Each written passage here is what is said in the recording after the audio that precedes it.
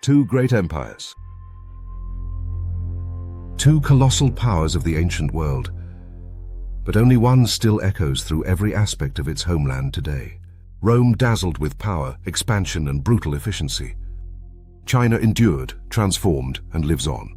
Both empires shaped the world, but the question is, why did one fall and vanish, while the other was reborn again and again, like a phoenix rising from its own ashes? Let's find out. Rise to power.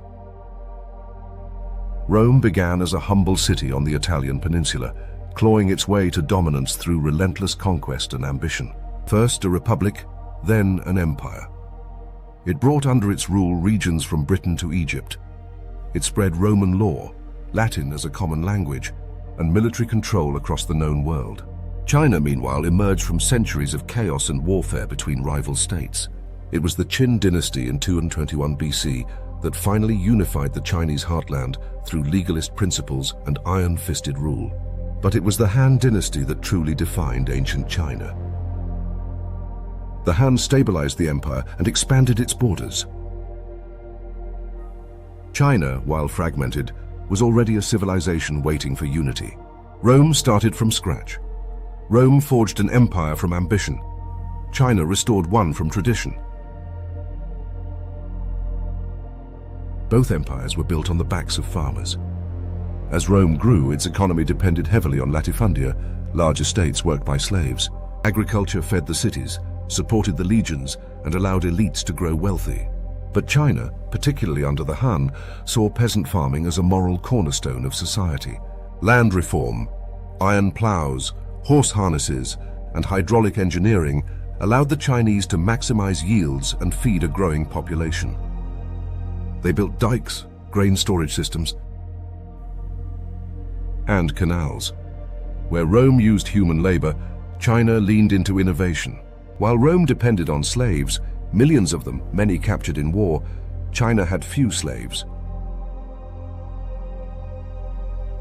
This over-reliance on slave labor may have contributed to Rome's downfall. China's farmers, though not always prosperous, were seen as honorable contributors to society. Rome moved from republic to empire, from senate to autocracy. Emperors like Augustus built lasting institutions, but the system often depended too much on the strength or sanity of a single man. China, by contrast, developed a meritocratic bureaucracy. Civil servants were selected through examination. Though far from perfect, it created continuity, loyalty, and a shared sense of order. To sum up, Rome centralized power through force. China mostly did it through values and systems.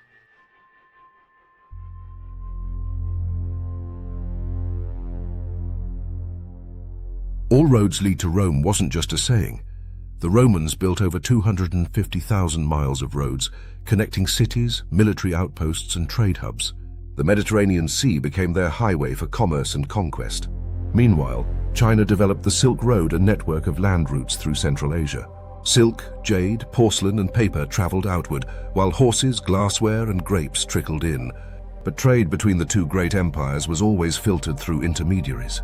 Romans lusted after Chinese silk, to the point of bankrupting their treasury with imports. Yet China remained largely self-sufficient. In a nutshell, Rome reached outward. China let the world come to them.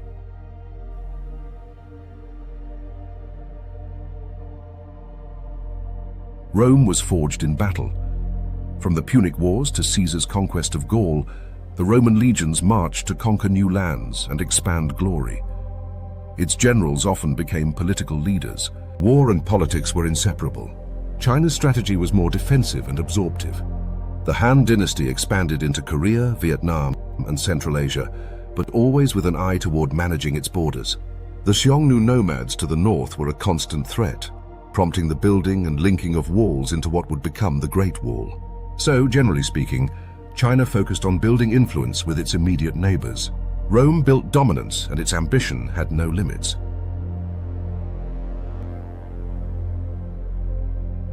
Culturally, Rome inherited much from Greece. Roman gods were Greek gods with Latin names. Roman art imitated Greek models. Even Roman philosophy leaned on the Stoics and Epicureans. China created its own. Confucius taught about ethics, harmony, and duty, principles that still guide Chinese society. Taoism offered a spiritual counterpart: balance, nature, and flow. And when Buddhism arrived, it was reshaped by Chinese values into something uniquely Eastern. To be Roman was to be a citizen. To be Chinese was to be part of a civilization. Rome could not impose its identity. China absorbed and transformed others into itself. Rome's most enduring intellectual legacy is its legal system. It offered a model for justice that influenced Europe and beyond. Concepts like property rights, contracts, and the rights of citizens formed the foundation of Western law. China's legal tradition emphasized harmony over rules. Influenced by Confucian values, Chinese law prioritized social roles and relationships. The goal was moral order, not courtroom battles. To sum up, Rome institutionalized justice. China ritualized it. The decline of Rome was dramatic. Economic collapse, military overreach, political corruption, and barbarian invasions.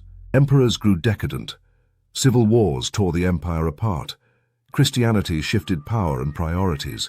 By 476 AD, the Western Roman Empire was no more. Over the centuries, China also faced problems with corruption, invasions, and rebellion. But each time a new dynasty arose: Han, Tang, Song, Ming. Even when Mongols or Manchus conquered China, they eventually became Chinese in custom and rule. So Rome fell while China reformed or transformed. Today, Roman ruins scatter across Europe. Their law survives in books. Their language lingers in French, Spanish, and Italian. But the empire itself is gone. China still lives. It evolved through dynasties, revolutions, and modernization. It still writes in the same ideographic script, reveres ancient sages, and names itself Zhongguo, the Middle Kingdom. Rome shone like a comet, an extraordinary bright flash in the sky. China flowed like a river, slower but continuous. The Roman Empire burned out. The Chinese Empire, like a phoenix, was reborn time and again. So, which do you admire more, Rome's dramatic flame or China's eternal fire? Tell us in the comments. Like, subscribe, and stay with us for more stories where history comes alive.